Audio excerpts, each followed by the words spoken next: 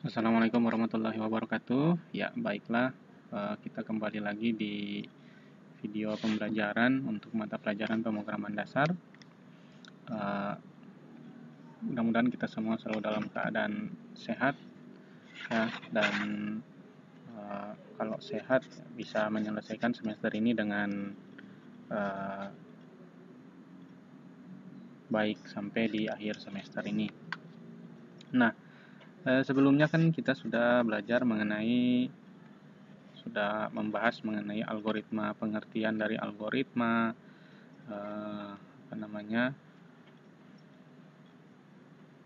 algoritma itu berasal dari mana, ya. Nah, berikut ini kita akan membahas mengenai contoh dari algoritma, ya, seperti yang beberapa kali juga diberikan contoh, ya, di materi sebelumnya, bahwa algoritma itu ialah langkah-langkah untuk menyelesaikan masalah yang disusun secara sistematis, logis, dan terbatas. Nah, ini kita masih campur antara contoh untuk contoh untuk algoritma sehari-hari dan juga contoh untuk algoritma di dalam pemrograman. Ya, ini kita analogikan supaya bisa kalian pahami dengan baik. Nah, ini ada contoh yang pertama. Contoh pertama, ini ada Bu Tisna yang mengajar mata pelajaran pemrograman dasar di kelas 10 RPL. Beliau melakukan penilaian di kelas pada setiap siswa.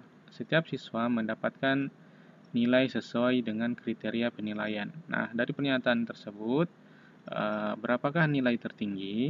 Nah, jadi masalah di Ibu Tisna ini, ya, masalah dari contohnya Ibu Tisna ini, kita cari masalahnya apa sih sebenarnya.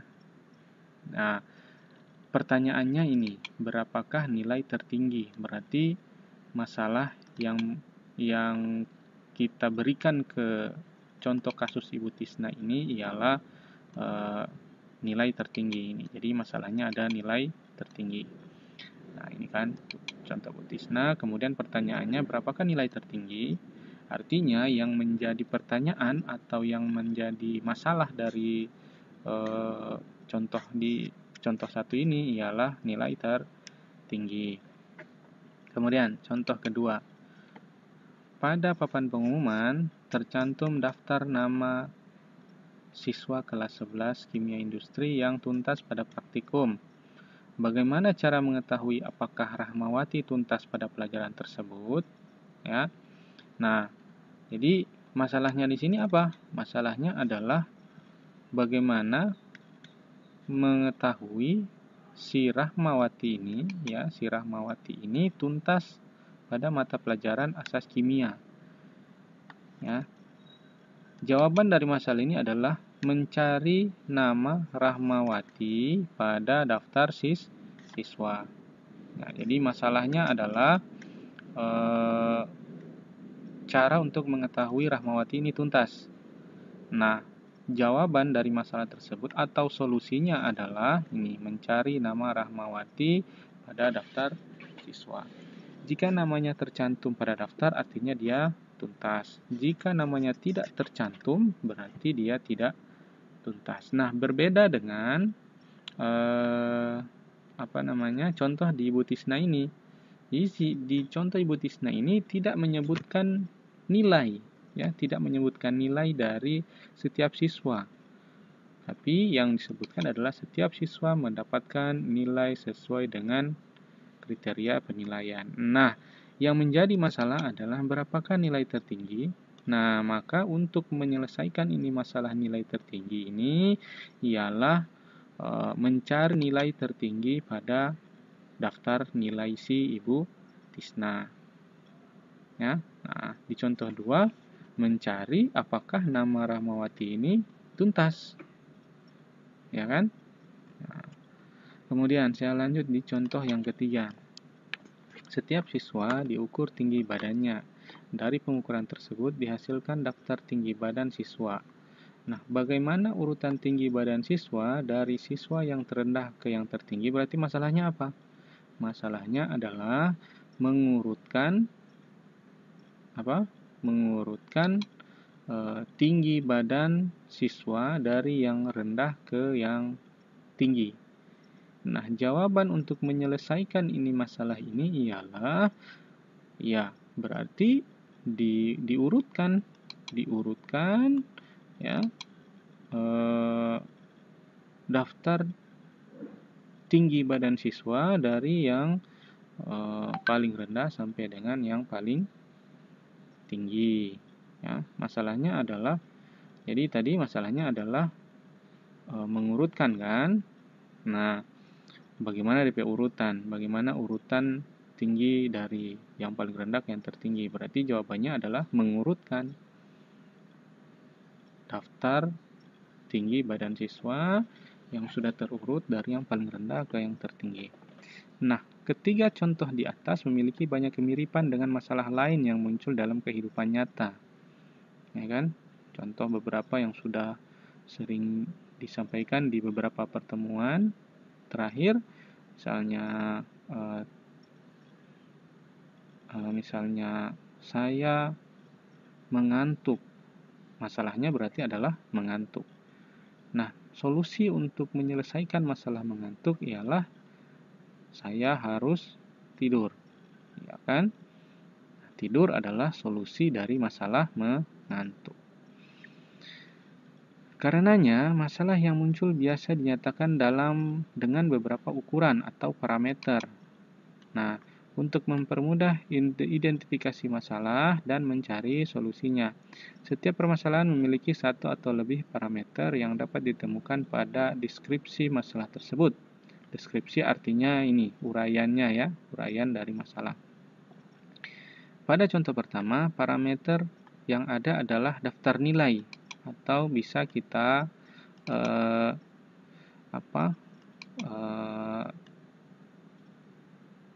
wakilkan, ya, bisa kita simbolkan dengan simbol huruf D. D ini adalah daftar nilai yang terdiri dari banyak nilai. Ini banyaknya nilai. Misalnya ada 10 orang berarti ada 10 nilai.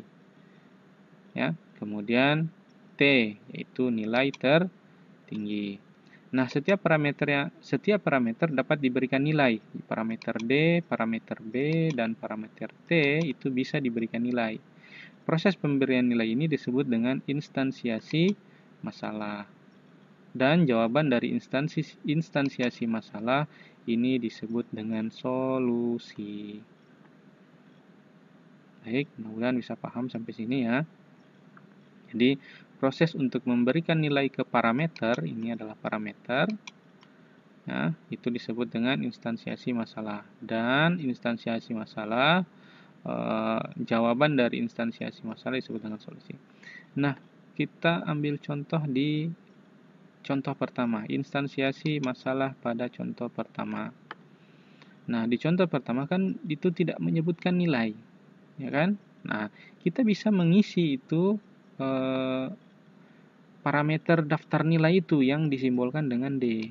Ini D. Ya. Simbol D ini ialah parameter dari daftar nilai. Kemudian yang B adalah parameter dari banyaknya nilai. Kemudian parameter T ialah nilai tertinggi.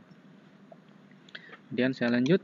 Nah, di pemberian nilai di parameter D ini kita isikan misalnya ya 50, 89, 89, 77, 98, 67 dan 78. Ini D adalah daftar nilai. Kemudian parameter B berarti artinya banyaknya nilai ini, banyaknya nilai dalam daftar. Ada berapa nilai di sini? 1 2 3 4 5 6 7. Berarti 7 nilai. Dan kita instansiasi masalah pada parameter T. T adalah nilai tertinggi. Ini menjadi solusi dari masalah nilai tertinggi tadi pada contoh 1, contohnya Ibu Tisna. Ya, kita cari di sini di daftar nilai ini. Berapakah nilai tertinggi? Nilai tertinggi ialah 90, 90. Maka kita sudah mendapatkan solusinya. Ya, 98. Baik, kita beralih lagi ke contoh yang lain ya. Misalnya algoritma makan. Nah, ini saya sudah tuliskan ya.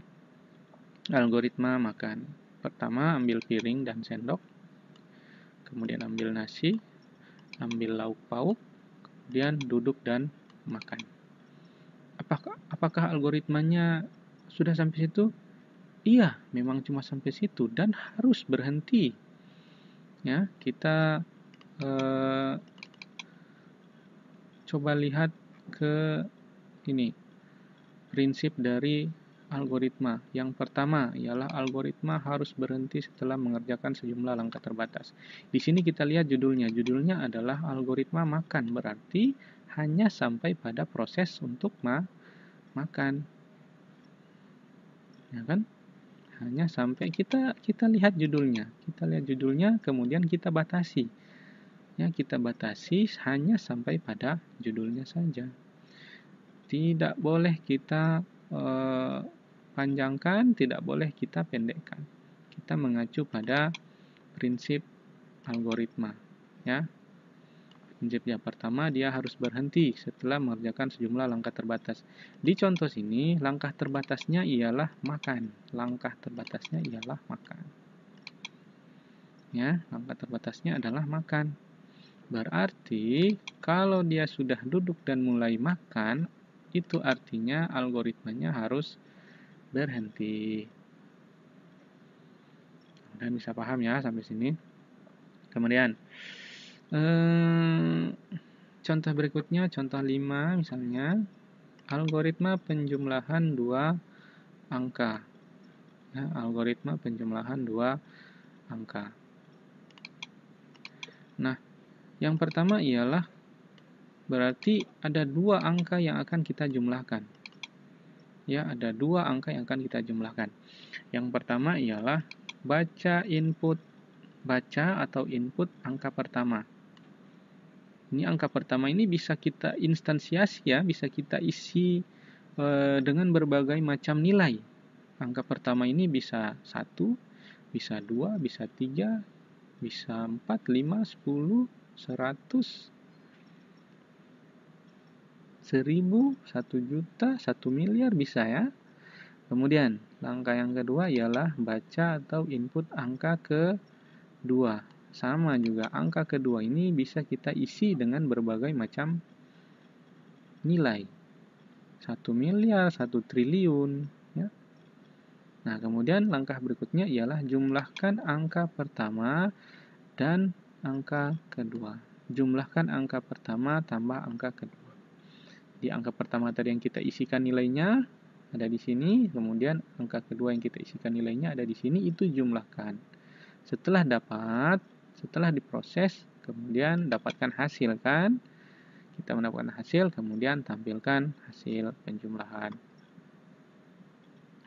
Ya. Nah, kemudian contoh yang terakhir ialah contoh 6, algoritma menghitung luas persegi panjang. Ya. Pertama ialah kita lihat dulu luas persegi panjang, rumusnya bagaimana? Luas persegi panjang rumusnya adalah panjang kali lebar. Ya, panjang kali lebar. Nah, yang pertama ialah baca atau input nilai luas. Ini nilai lebar ya, ini nilai lebar. Ini nilai lebar. Kemudian baca atau input nilai panjang. Bentar, ini saya edit dulu.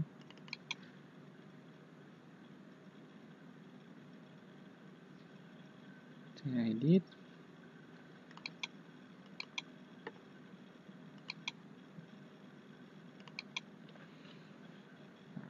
Biar tidak terjadi kesalahan nanti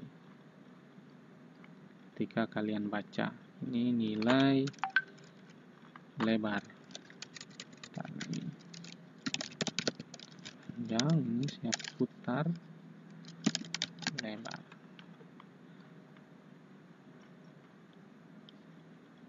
Baik. Saya simpan lagi dengan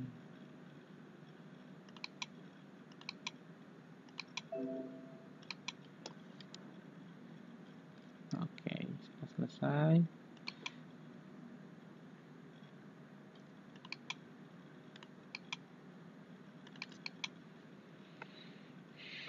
Ya, ini hitung luas persegi panjang.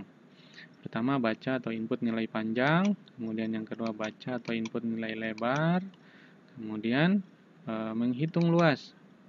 Menghitung luas sama dengan panjang dikali lebar. Setelah dapatkan hasilnya, kemudian tampilkan hasil dari perhitungan luas. Nah, ini kita cocokkan dengan prinsip dari algoritma. Yang pertama, algoritma berhenti setelah mengerjakan sejumlah langkah terbatas. Apakah ini berhenti? Ya, berarti ini kita sesuaikan dengan judul. Judulnya ialah menghitung luas persegi panjang. Apakah luas sudah dapat? Sudah. Kalau sudah dapat, setelah ditampilkan hasilnya, maka prosesnya harus sudah selesai. Kenapa? Karena dia hanya sampai pada menghitung luas dari persegi panjang. Oke, dia sudah berhenti, berarti cocok dengan prinsip algoritma yang pertama. Kemudian, prinsip algoritma yang kedua, setiap langkah didefinisikan secara jelas dan tidak memiliki pemahaman yang ambigu. Nah, kira-kira di sini ada tidak pemahaman yang ambigu? Input atau baca nilai panjang. Berarti hanya kita inputkan nilai panjang. Terserah mau diisi nilai berapa. Yang penting harus ada nilai. Ya, penting harus ada nilai. Nilai berarti berupa angka kalau kita hitung luas persegi panjang. Kemudian lebar. Nah, sama juga input baca atau input nilai lebar. Sama, ini terdefinisi. Jadi kan kalau persegi panjang kan kotak, ya kan? Bentar, saya buka Paint. Berarti kalau persegi panjang kurang lebih seperti ini. Ya kan? Berarti di sini ada panjang, di sini ada lebar. Berarti ini tinggal dikali. Ini dikali ini. Ya kan? Nah, saya balik lagi ke sini. Apakah ini cocok dengan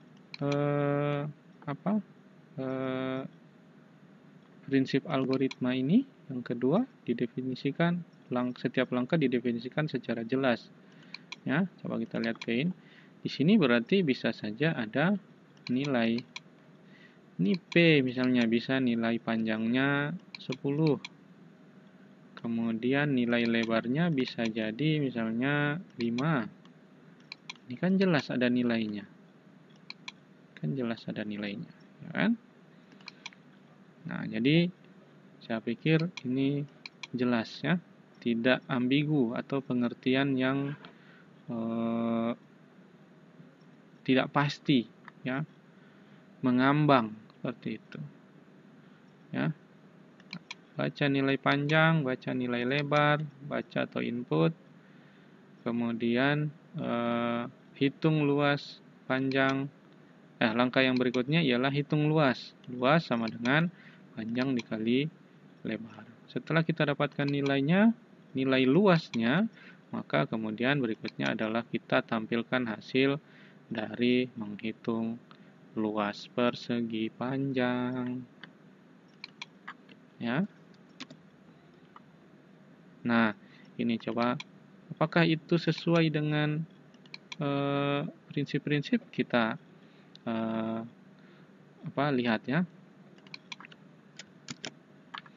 Nah, ini kita lihat di sini.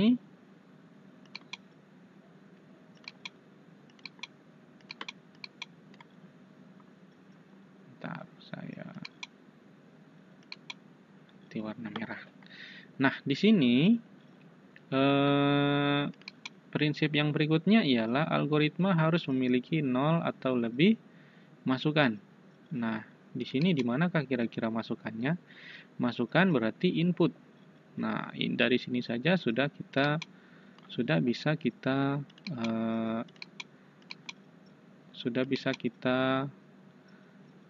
ketahui ya, yang mana menjadi input. Ini adalah input.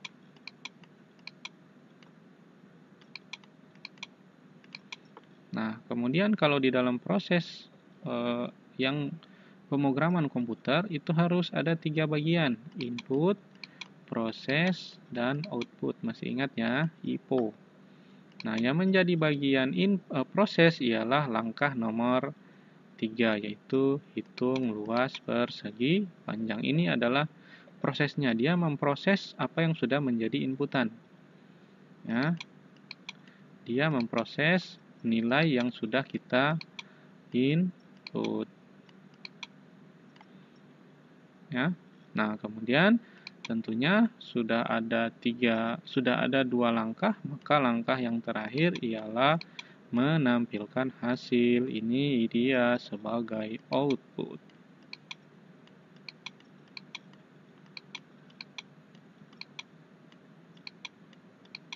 Ya. Nih, tampilkan hasil dari menghitung luas. Luas apa yang dimaksud? Yang luas yang dimaksud ialah luas ini persegi panjang. Ya.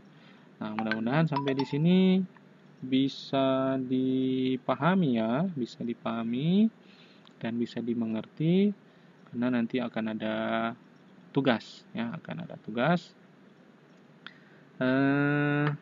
Jadi seperti itu.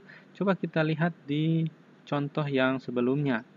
Ini luas apa namanya? Luas ini menghitung penjumlahan 2 angka. Berarti ini inputannya, input, kemudian yang ini proses, dan yang akhir ialah output. Jelas, lengkap. Input, proses, dan output. Input, proses, dan output. Ya. Nah, mudah-mudahan bisa paham ya. Jadi, ini kita lihat lagi apakah sesuai. Ini, algoritma harus memiliki 0 atau lebih inputan. Algoritma harus memiliki 0 atau lebih keluaran. Output ada tidak?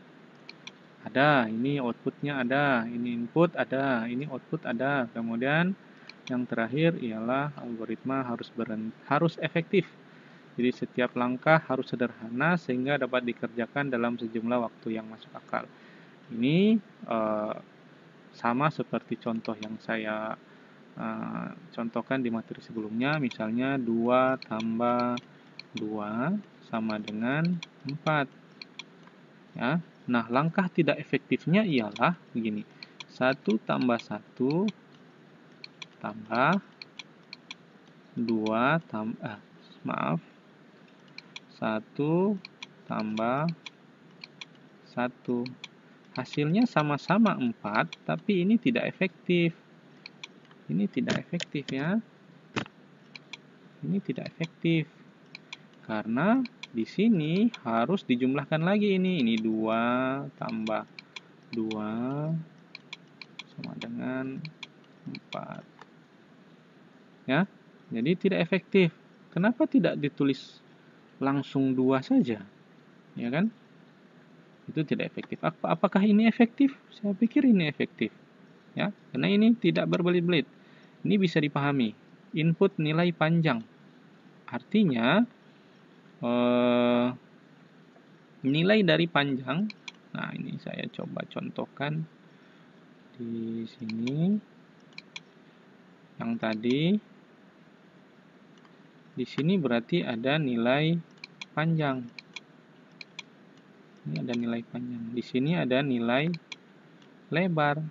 Di sini misalnya nilai panjangnya 10 dan nilai lebarnya ialah 5. Ya kan? Berarti ini jelas efektif. Jadi di sini tinggal kita masukkan ke sini. Nilai panjang sama dengan 10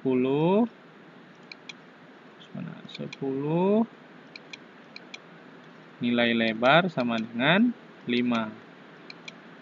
Berarti di sini sama dengan nilai panjang 10 dikali dengan nilai lebar 5. Berarti luasnya sama dengan 10 dikali 5, 50. Dapatlah hasilnya, output. Baik, ya, mudah-mudahan bisa dipahami dan bisa dimengerti untuk contoh yang sudah ada ini sampai dengan contoh 6. Nah, untuk pertemuan-pertemuan berikutnya saya tetap akan kita ambil contoh-contoh, ya, baik itu contoh yang bisa kita pahami seperti di kehidupan sehari-hari maupun contoh langsung ke dalam pemrograman biar kita bisa paham lebih baik, ya, untuk materi algoritma ini. Karena kalau algoritmanya kita tidak paham, maka nanti dalam pembuatan program nanti itu akan agak terkendala, ya, seperti itu. Baik, untuk selanjutnya di sini saya kasih tugas, ya. Ini kalau yang tugas 1 kan sudah dikerjakan, ya kan? Sudah pernah dibuat. Jadi tugas 1 ini tidak dibuat. Yang dibuat hanya tugas 2. Di tugas 2, buatlah algoritma hitung luas segitiga. Contohnya seperti pada ini, contoh 6. Luas persegi panjang. Yang berikutnya ialah tugas yang saya maksudkan adalah buat algoritma menghitung luas segitiga. Bagaimana rumus luas segitiga, hitung luas segitiga? Dari mana bisa kita tahu?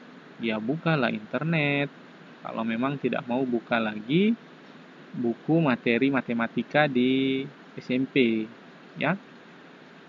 Buka Google, kemudian cari di internet bagaimana menghitung luas segitiga, rumus hitung luas segitiga. Kemudian dari rumus yang sudah ada dibuatkan algoritmanya seperti pada contoh 5 dan contoh 6.